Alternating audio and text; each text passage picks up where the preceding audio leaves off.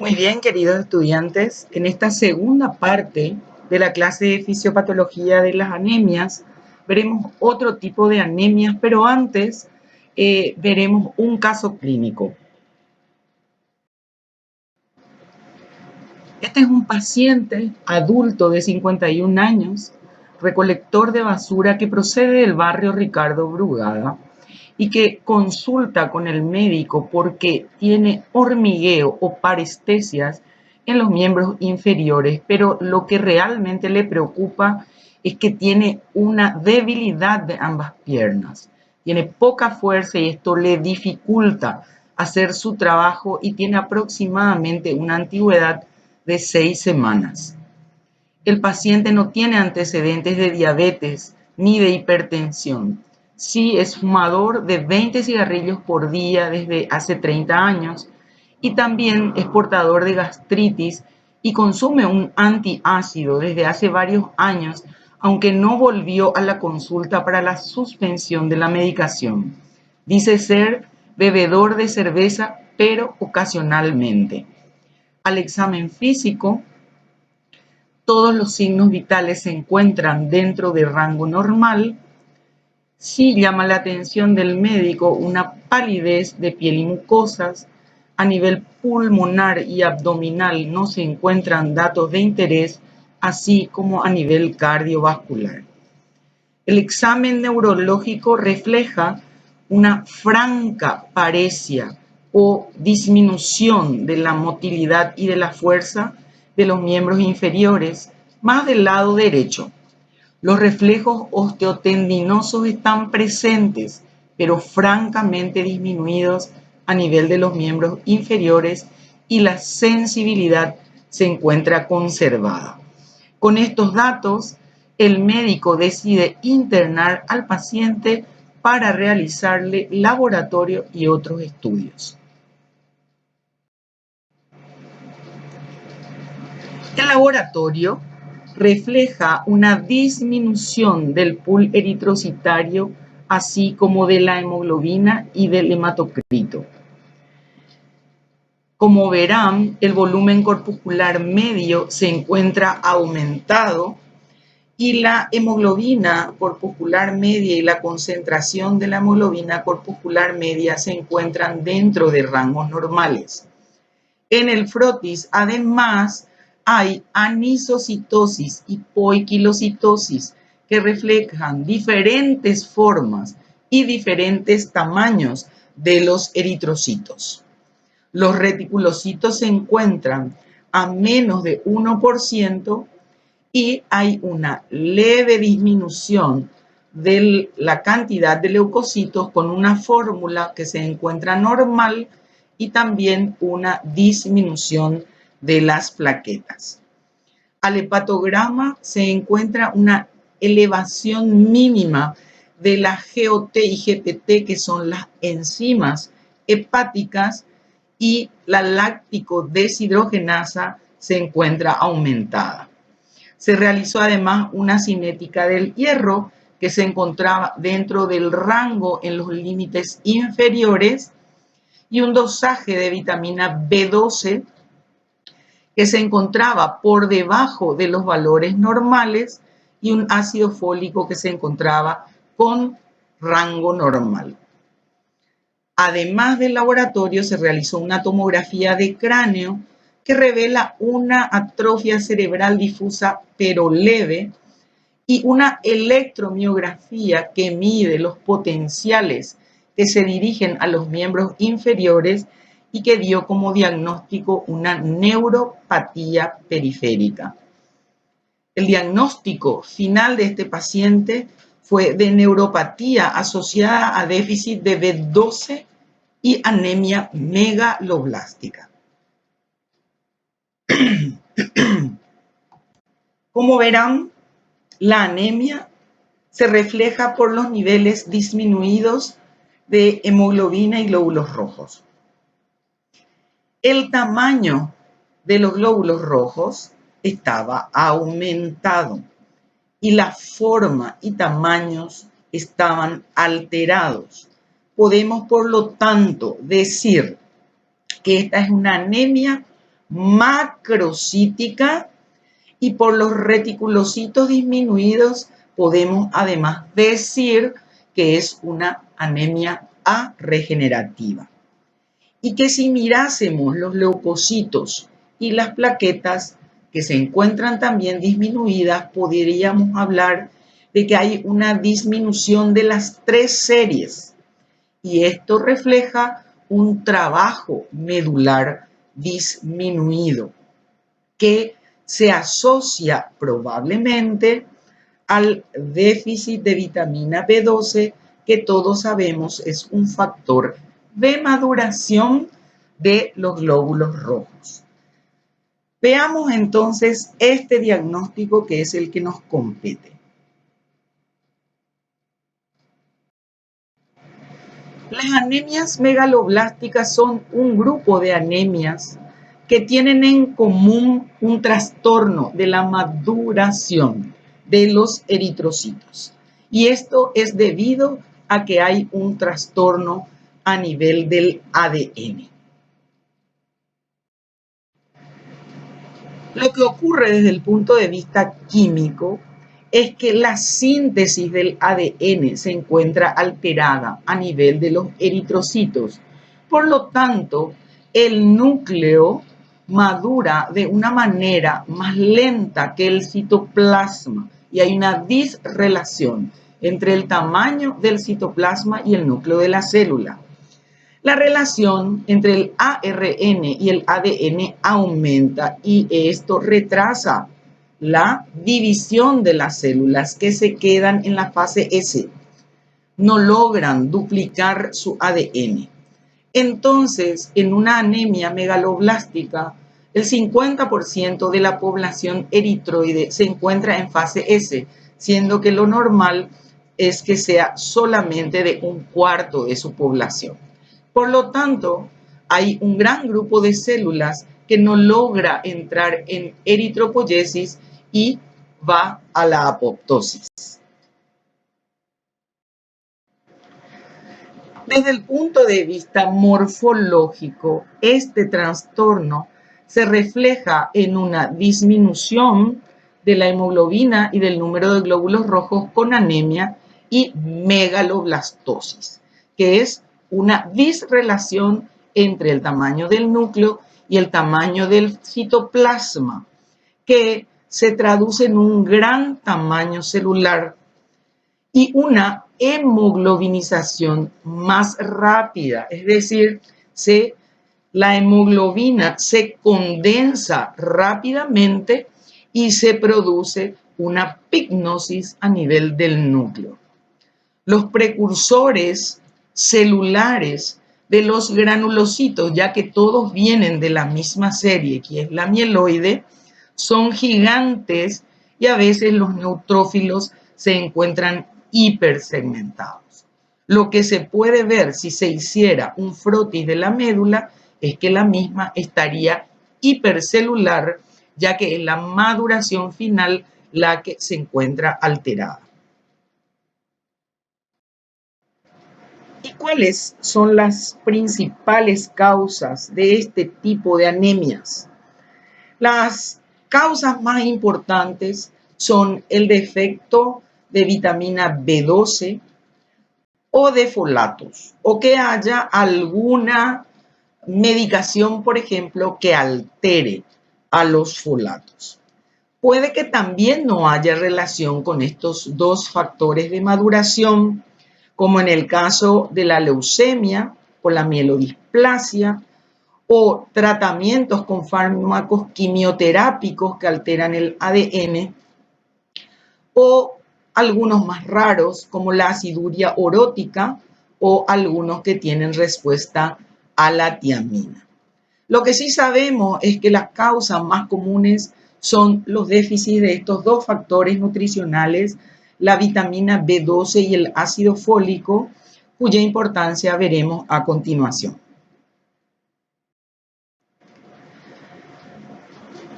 La vitamina B12 o cianocobalamina y el ácido fólico tienen una fuente animal principalmente para la B12 y de varios tipos para el ácido fólico. Lo que consumimos con la dieta es aproximadamente esto. Lo que se requiere para la buena función de todos los sistemas es de 2.4 microgramos de B12 por día y de 100 a 200 microgramos de ácido fólico por día. La absorción de la B12 es compleja, veremos a continuación, y puede tener reserva en el cuerpo, y esta reserva es muy amplia para la B12 y es muy pequeña comparada con la B12 para el ácido fólico. La B12 se pierde muy poco diariamente y el ácido fólico un poco más. Por lo tanto, veremos cómo se absorbe la B12. La absorción de la vitamina B12 es bastante compleja. Necesita, por un lado, de un procesamiento a nivel de la saliva a través de los factores R, la aptocorrina y la cobalofilina. Y una vez llegada al estómago, unidas con estos factores R, pasa al intestino delgado, en donde este factor R es liberado por el trabajo enzimático del intestino delgado. Se libera la B12 sola, pero la B12 sola no puede ser absorbida.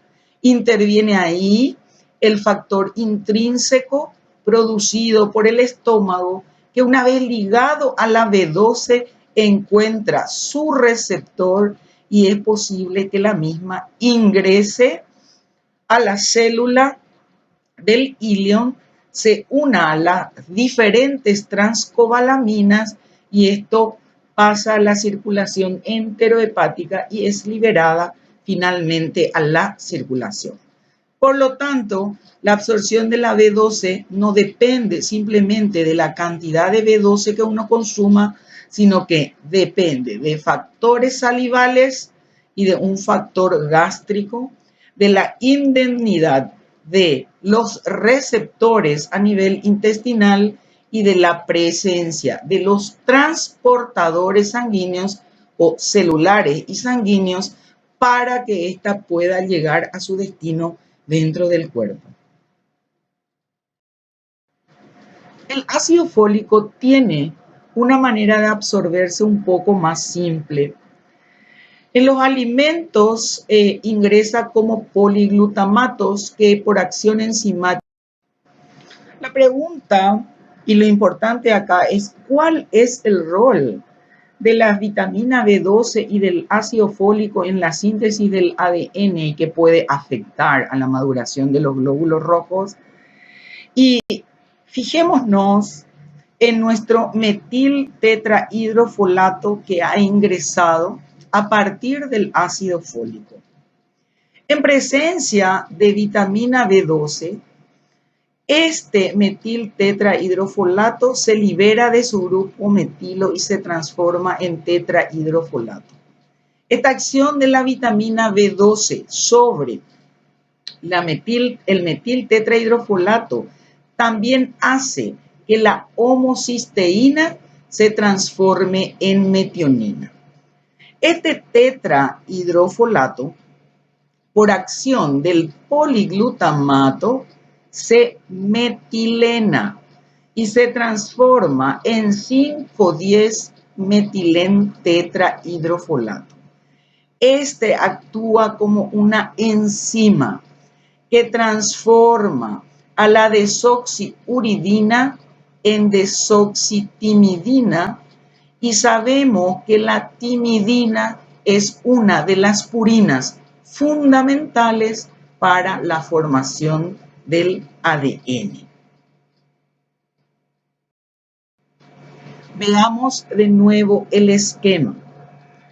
El 5-metil tetrahidrofolato, por acción de la vitamina B12, que transforma además la homocisteína en metionina, logra liberar al tetrahidrofolato de su grupo metil.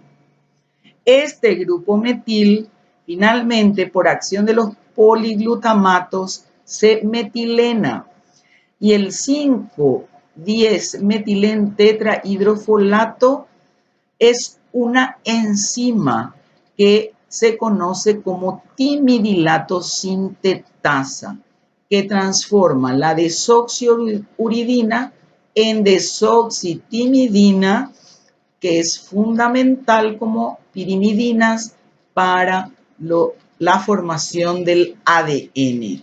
Una vez que esta enzima hizo su trabajo, libera su grupo metilén y recicla el tetrahidrofolato para repetir el ciclo varias veces.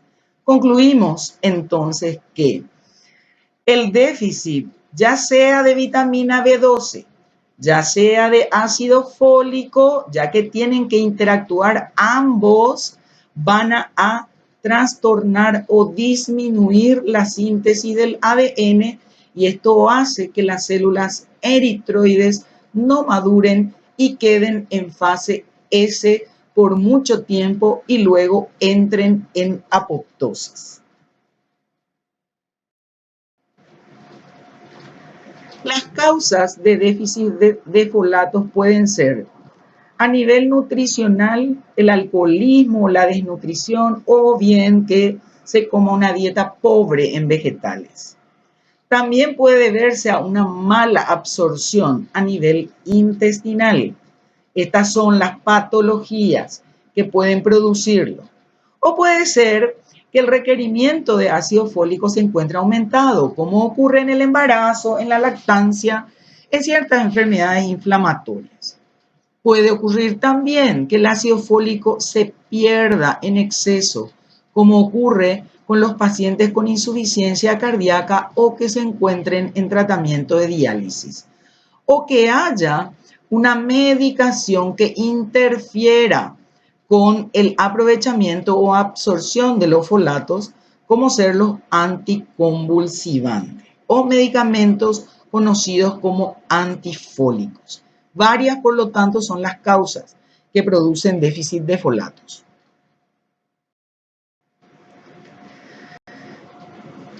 El déficit de vitamina B12 puede ser nutricional, es decir, no se come mucha carne, los vegetarianos estrictos pueden tenerlo o pueden deberse también a mala absorción.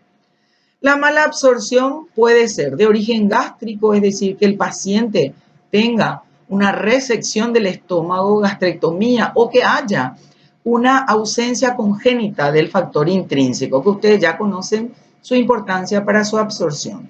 Y a nivel intestinal es que haya una patología a nivel del intestino o que haya una severa contaminación bacteriana que consume la B12 o pacientes con pancreatitis crónica donde se produce un defecto de la producción enzimática y por lo tanto no se puede liberar el factor R de la vitamina B12 consumida y eso no permite que el factor intrínseco se le una. Y otras causas más raras serían que no haya transcobalamina, el exceso de consumo de tabaco y alguna interacción con ciertos fármacos. Entonces, hemos visto el rol de la B12 y del ácido fólico en la síntesis del ADN. Hemos visto las causas de su déficit. Hablemos ahora de una patología conocida como anemia perniciosa. Es una forma de anemia megaloblástica que se caracteriza por una patología a nivel del estómago. Es una enfermedad en realidad autoinmune con presencia de anticuerpos que hacen que haya una alteración en la celularidad de las células del estómago o que se encuentran a veces dirigidos directamente contra el factor intrínseco. El problema de esta patología autoinmune es de que hay un déficit importante de factor intrínseco. Y se ve en adultos mayores y se caracteriza, además del déficit de factor intrínseco, por un exceso de gastrina y por una presencia disminuida del pepsinógeno. Esta patología puede asociarse a veces a la presencia de pólipos, la presencia de adenocarcinoma o de tumor carcinoide. Eso es lo que se expresa mayormente. Entonces, esta patología se conoce y tiene un nombre diferente, pero forma parte de las anemias megaloblásticas en sí y se conoce como anemia perniciosa. En general, todas las anemias megaloblásticas se caracterizan porque desde el punto de vista hematológico pueden tener una pancitopenia. Es lo que vimos en nuestro paciente. Una anemia macrocítica, igual que nuestro paciente, es hipoproliferativa. Entonces, estas tres características definieron que el médico que vio al señor dijera que tenía una anemia megaloblástica. A veces hay ictericia con aumento de la bilirrubina indirecta. Esto se debe a la eritropoyesis inefectiva. A nivel digestivo, el paciente puede tener glositis, aftas bucales. Glositis es inflamación y edema de la lengua, dolor abdominal, meteorismo, exceso de gases a nivel del intestino y también ocasionalmente diarrea. Nuestro paciente no tenía ninguno de estos síntomas. Y puede tener una disminución de peso que no se hizo referencia en nuestro caso clínico. A nivel neurológico, puede tener pérdida de la sensibilidad vibratoria y de posición, ataxia, que es un trastorno para coordinar los movimientos, parestesias, que es sensación de hormigueo, esto sí tenía nuestro paciente, debilidad muscular también tenía nuestro paciente, disminución de la memoria y alteraciones de la personalidad. Entonces, desde el punto de vista de los hallazgos a nivel hematológico, el cuadro en sí presenta una alteración de la morfología de los eritrocitos con macroovalocitos grandes, sería células grandes, anisocitosis, diferentes tamaños y formas, poiquilocitosis y un punteado basófilo. El volumen corpuscular medio debe estar aumentado, debe ser regenerativa, los polimorfos nucleares pueden estar segmentados y a veces hay leucopenia y también trombocitopenia. Las alteraciones bioquímicas se reflejan por un aumento de la LDH y de la bilirrubina indirecta, porque hay una eritropoyesis ineficaz y una hemólisis dentro de la médula liberándose estas sustancias. Nuestro paciente tenía LDH aumentada. Y si se hiciese un frotis de la médula ósea, se encontraría una hiperplasia eritroide. En la serie mieloide habría bandas gigantes, con una asincronía de estados madurativos y los megacariocitos serían anormalmente grandes. Otro hallazgo del laboratorio que siempre se debe pedir ante estos índices hematimétricos alterados de anemia macrocítica son los niveles de B12, ¿sí?, que deben estar a menos de 100 nanogramos por mililitro. Nuestro paciente tenía mucho menos. Los niveles de folatos séricos, menos de 4, nuestro paciente tenía normal. Y el dosaje del folato eritrocítico, que no se hizo en este paciente, cuyo valor normal tendría que ser de 160 a 640. Vimos entonces un cuadro típico de carencia de B12 probablemente asociado a un trastorno a nivel del estómago. El paciente refiere que tenía una gastritis, estaba tomando una medicación desde hacía años y probablemente su consumo de alimentos era defectuoso. Lo que le trajo a la consulta no fue su cuadro de anemia. La anemia fue un hallazgo fortuito dentro del cuadro clínico. Lo que le trajo es un trastorno neurológico que ha afectado sus piernas, en donde muchas veces la vaina de mielina se deteriora y no siempre con la reposición del nutriente faltante puede recuperarse.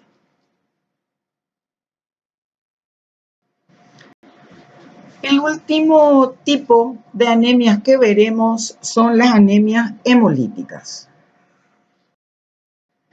Recordemos que el término hemólisis se refiere a la destrucción o la remoción de los eritrocitos de la circulación, en general antes de terminar su periodo de vida, y en casos, en situaciones fisiopatológicas anormales, se acompaña de anemia cuando la destrucción supera a la eritropoyesis, es decir, hay un desequilibrio entre destrucción eritrocitaria y eritropoyesis efectiva. Por lo tanto, esta disrelación entre destrucción y producción medular traduce una disminución del contenido del pool de glóbulos rojos y de hemoglobina, que se traduce en una anemia cuya causa es una hemólisis anormal.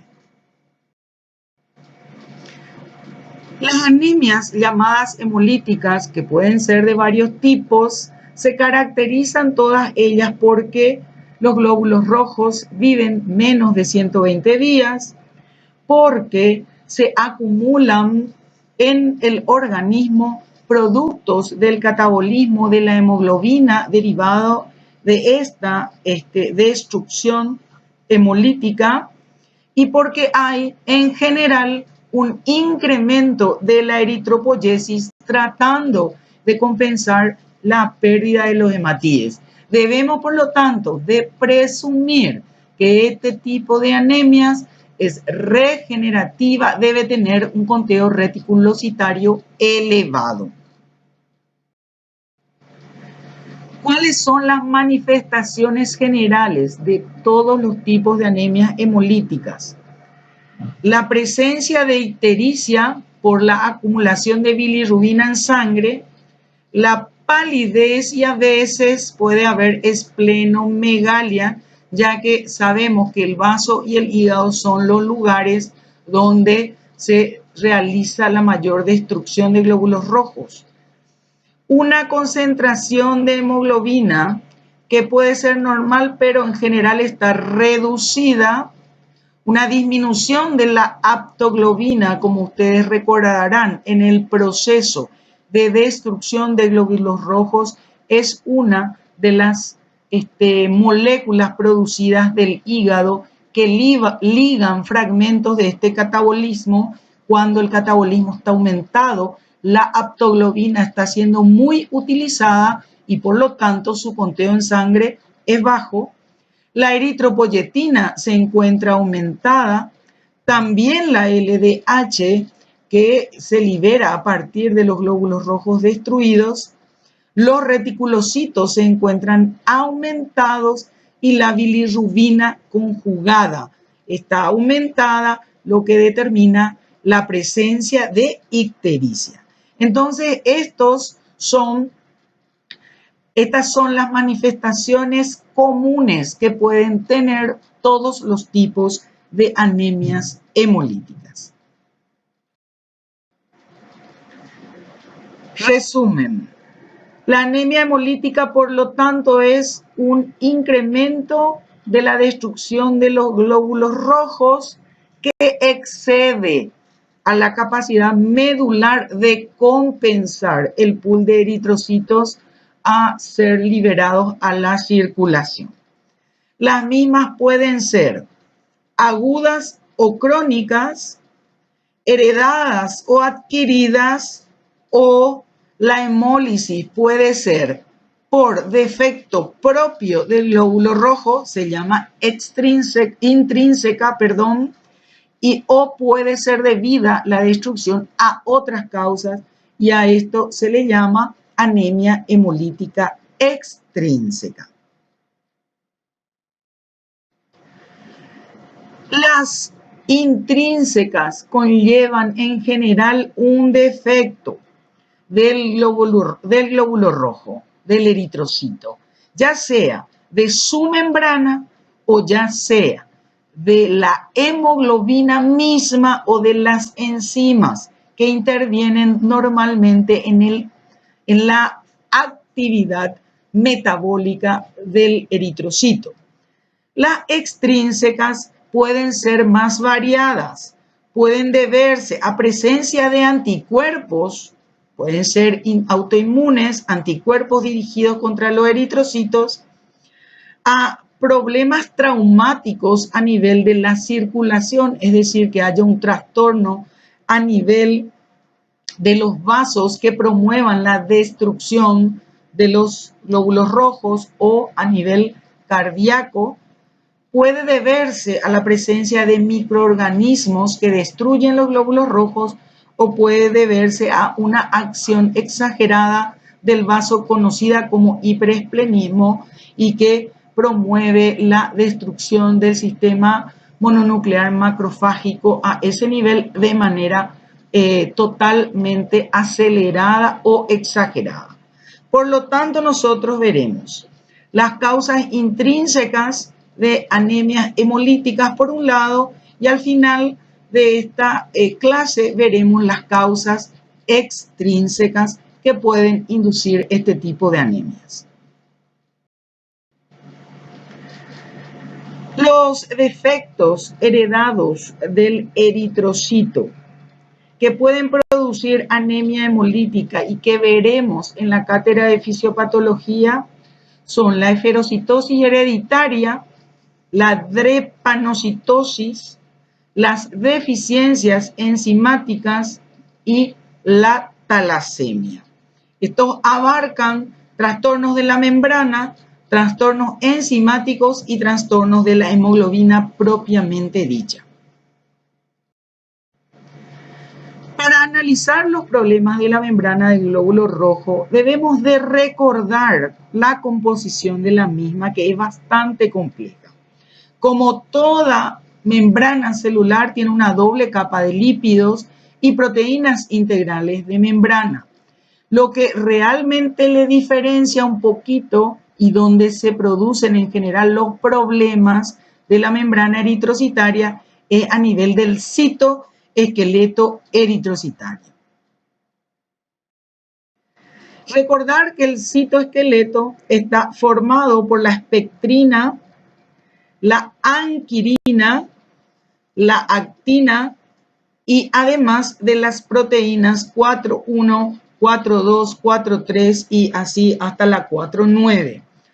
Entonces vemos acá las proteínas integrales de la membrana, la banda 3, la doble capa de lípidos y el citoesqueleto, y este citoesquelético permite un sostenimiento a nivel vertical y un sostenimiento a nivel horizontal. Es decir, promueve una estabilidad de la membrana horizontal y verticalmente.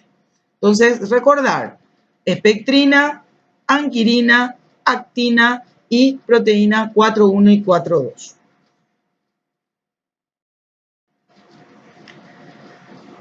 La membrana del eritrocito, cuando sufre algún trastorno a nivel de su citoesqueleto, pierde su integridad. Y estos pueden ser por defectos en la interacción horizontal, y pueden estos producir un trastorno del glóbulo rojo conocida como eliptocitosis. Y si los defectos del citoesqueleto alteran la interacción vertical, producen lo que se conoce como una esferocitosis. Entonces es un trastorno de la forma del glóbulo rojo que predispone a que éste sea rota su membrana o destruido más precozmente, induciendo a la hemólisis de los eritrocitos.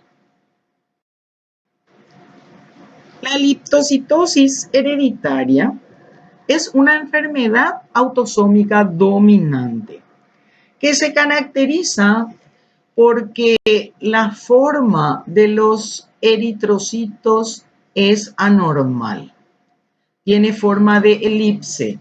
Es decir, hay un trastorno, como verán, en la interacción horizontal y por lo tanto al haber este trastorno es como que se alarga el eritrocito en su plano horizontal. Se debe en general ya sea a una alteración estructural de la espectrina, que es un anclaje fundamental del citoesqueleto, que se ancla con la actina y con la proteína 4.1, y puede ser también debida a un déficit de la proteína 4.1.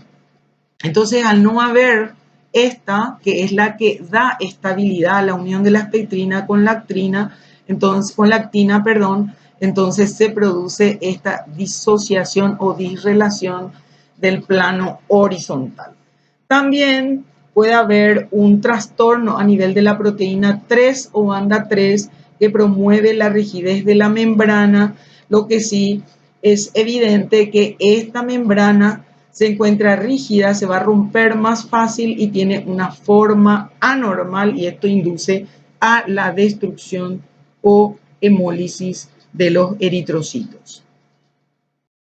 Otro de los trastornos de la membrana, esto sería en el plano vertical, es la esferocitosis hereditaria, que también es una patología autosómica y dominante que tiene un eritrocito anormal y el vaso no tiene ningún tipo de problemas.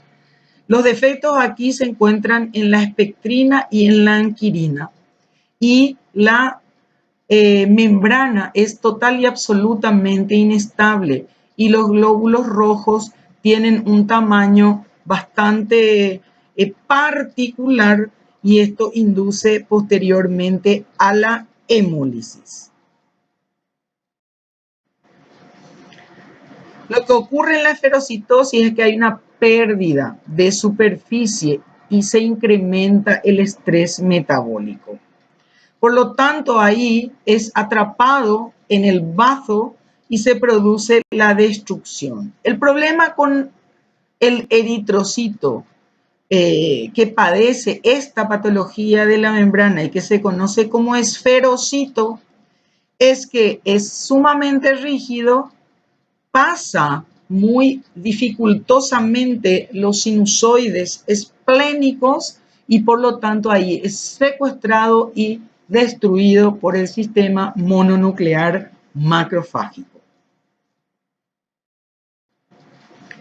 A nivel del laboratorio, esta patología tiene prueba de Coombs negativa, no se detectan por lo tanto anticuerpos, tiene reticulocitos aumentados, una anemia moderada, una concentración de hemoglobina corpuscular media elevada y tiene evidentes trastornos de tamaños y forma de los glóbulos rojos, anisocitosis, hipoiquilocitosis, y tiene policromatofilia, es decir, muchos y diferentes colores a nivel del frotis en el citoplasma y núcleo de los, perdón, en el núcleo no, en el citoplasma de los eritrocitos maduros. Estas son las dos patologías entonces de membrana que vimos, de hemólisis intrínseca. Ahora analizaremos los trastornos de la hemoglobina. Las hemoglobinopatías son patologías que van a afectar ya sea la estructura, la función o la producción de hemoglobina. Son todas hereditarias y el 90% de ellas se debe a que en la cadena de formación de péptido hay un aminoácido que no corresponde. Se clasifican en hemoglobinopatías con hemoglobinas estructuralmente anormales, es decir, tienen un trastorno en la propia hemoglobina. Y en ellas encontramos a la anemia falciforme y a la beta-talasemia. La beta-talasemia se caracteriza por presentar una hemoglobina característica conocida como hemoglobina S. Y luego el rasgo falciforme. Las metahemoglobinemias, las hemoglobinas inestables, las hemoglobinas con mayor afinidad por el oxígeno, con menor afinidad por el oxígeno. Nosotros veremos las hemoglobinas estructuralmente anormales. La drepanocitosis o anemia falciforme se caracteriza porque los eritrocitos poseen una hemoglobina particular conocida como hemoglobina S y que se encuentra mutada. Lo que ocurre acá es que en la cadena beta de la globina el ácido glutámico es reemplazado por otro aminoácido que es la valina. Y esto crea una proteína normal que determina que los eritrocitos tengan una forma como esta que ven acá, ¿sí?, de media luna o de hoz. Esta patología se caracteriza porque se producen infartos a nivel de la microvasculatura.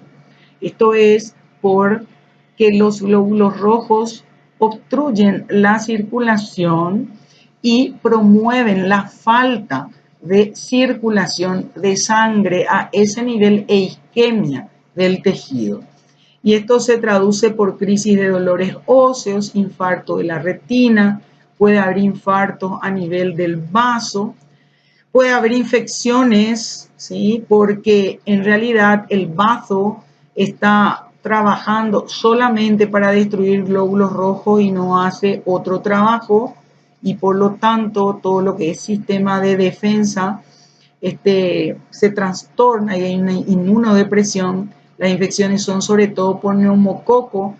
También puede haber infecciones de la médula de los huesos largos por salmonela, y en el embarazo puede predisponer a las infecciones urinarias renales, al infarto pulmonar, al nacimiento prematuro del niño o a la muerte fetal propiamente dicha. Bueno, como dijimos, esta proteína normal o proteína S que tiene un aminoácido alterado hace que los eritrocitos o su membrana pierdan flexibilidad para atravesar los capilares pequeños. Entonces, esta membrana eritrocitaria es como que se vuelve pegajosa y se adhieren al endotelio, produciendo, por un lado, una oclusión de la microvasculatura que predispone a lo que vimos anteriormente, que son los infartos, y también a una destrucción eritrocitaria prematura que determina la hemólisis en sí. Entonces vemos acá cómo los drepanocitos obstruyen, no pueden pasar, se pegan a la membrana del endotelio y producen una oclusión real que lleva a una isquemia de los tejidos, que es su principal manifestación. El laboratorio, para hacer el diagnóstico en el frotis de sangre periférica, debemos ver los drepanocitos, es decir, los eritrocitos con forma de media luna.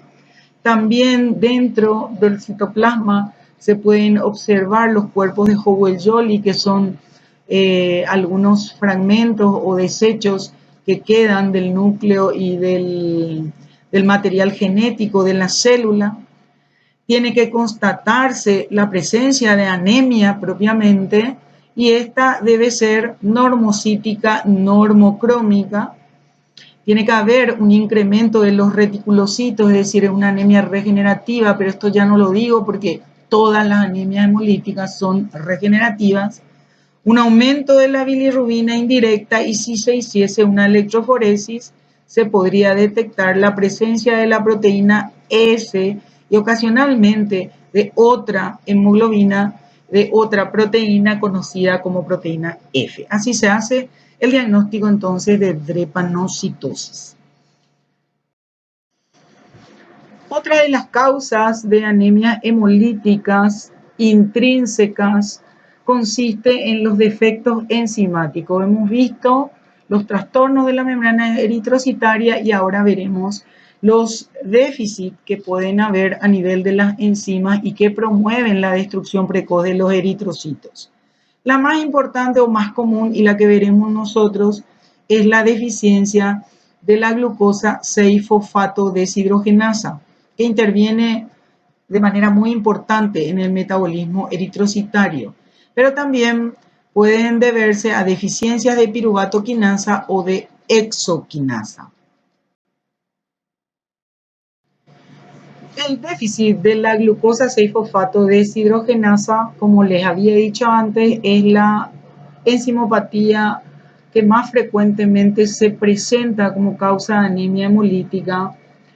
Es hereditaria, está ligada al sexo, es más probable padecerla siendo hombre que mujer y es más común también en la raza negra. Y se caracteriza por una hemólisis que se produce fundamentalmente a nivel de los capilares sanguíneos. Recordemos que el rol de esta enzima es fundamental para producir glutatión reducido. Este glutatión es el que protege de la hemólisis al eritrocito por parte de los agentes antioxidantes.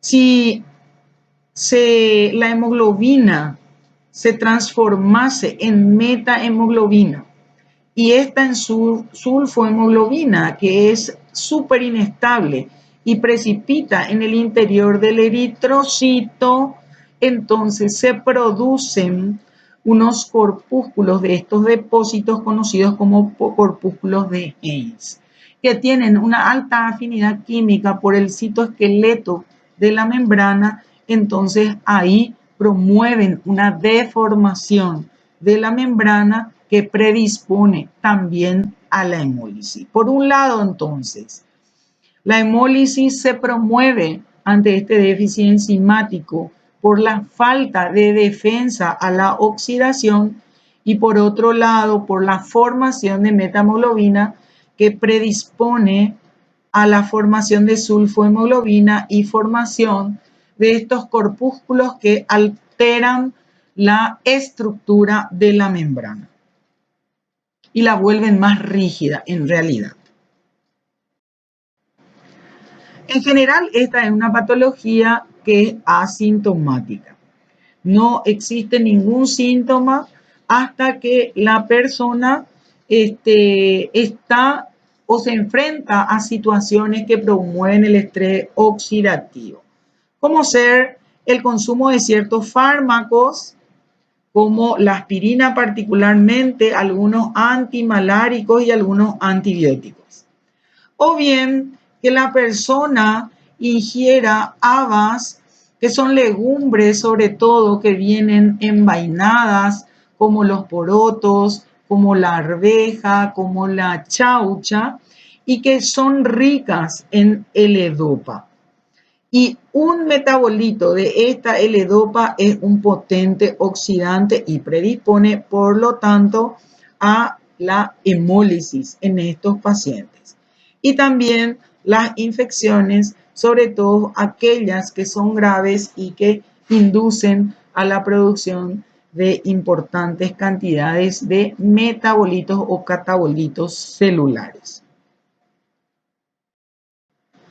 Los pacientes que tienen síntomas por este tipo de anemia hemolítica se caracterizan por presentar anemia Eliminación de hemoglobina en la orina, hemoglobinuria, es decir, presencia de hemoglobina sin presencia de glóbulos rojos en la orina. Consumo de la aptoglobina, ya que la hemólisis es intravascular.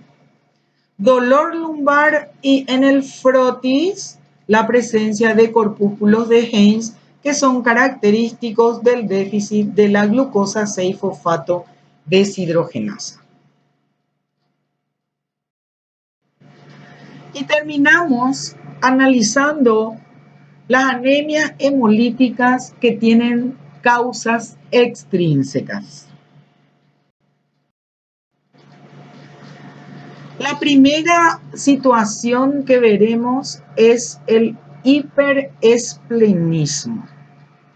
Todos sabemos que el vaso es muy eficaz para retener y para destruir a los hematíes que tengan un mínimo defecto.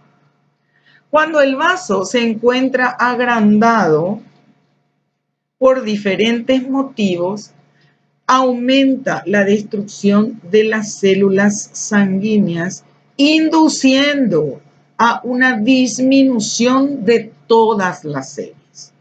Por lo tanto, el hiperesplenismo se caracteriza no solamente por anemia, que en este caso es hemolítica, sino también por granulocitopenia y trombocitopenia, es decir, una destrucción generalizada de las tres series.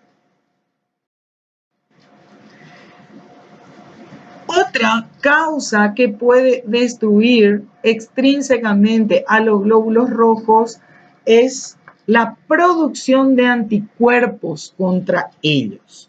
Es decir, que sea una patología autoinmune con anticuerpos propios y dirigidos contra la membrana del glóbulo rojo en general, y los anticuerpos producen la destrucción. ¿Cuáles son los tipos de anemias hemolíticas autoinmunes? Unas determinadas por anticuerpos calientes, que pueden ser obviamente idiopática o secundaria a síndromes linfoproliferativos, es decir, trastornos del sistema retículo endotelial, que son neoplásicos en general, a enfermedades del tejido conectivo o al consumo de cierto tipo de drogas. Hay otro tipo de anticuerpos conocidos como anticuerpos fríos, que también obviamente pueden ser idiopáticos, es decir, hereditario, no se conoce el motivo, o pueden ser secundarios también a síndromes linfoproliferativos, pero característicamente a un tipo de infecciones que es producida por el Mycoplasma pneumoniae. Otra anemia hemolítica autoinmune es la hemoglobinuria paroxística por frío, y esto en general se asocia a infecciones virales o a sífilis terciaria, en donde hay una destrucción de los glóbulos rojos a nivel intravascular y el paciente tiene una orina roja por la presencia de hemoglobina sin presencia de glóbulos rojos. Y finalmente la hemoglobinuria paroxística nocturna, que es una patología hereditaria en donde se produce una anemia que es hemolítica, una pérdida de hemosiderina por la orina y disminución de las tres series, con granulocitopenia y trombopenia. Entonces, estas son las patologías que producen autoinmunes, que producen anemia hemolítica y son consideradas extrínsecas. La destrucción inmunitaria mediada por los anticuerpos es variada. Puede ser que estos anticuerpos activen la cascada del complemento, formando el complejo MAC y destruyendo la membrana eritrocitaria y ahí se produce la hemólisis, pero además los anticuerpos opsonizan al glóbulo rojo y esto hace que el sistema retículo endotelial pueda activarse, sobre todo con la presencia de la IgG1 sobre la membrana eritrocitaria y de la IgG3, y se produce por un lado la fagocitosis, la fragmentación y la destrucción final de las células. Estos son, por lo tanto, los mecanismos por los cuales los anticuerpos estos anticuerpos que vimos precedentemente, pueden inducir a la hemólisis. Terminamos así entonces las clases de fisiopatología de la anemia. Les insto a todos a recurrir a los libros, escuchar esta clase y recurrir a los libros de manera a facilitar el proceso de enseñanza, aprendizaje y retener los conocimientos con esta facilitación que hacemos nosotros en las grabaciones de las mismas y de esa manera poder resolver los casos clínicos de anemia que serán levantados posteriormente. Muchas gracias, nos seguimos viendo y éxitos.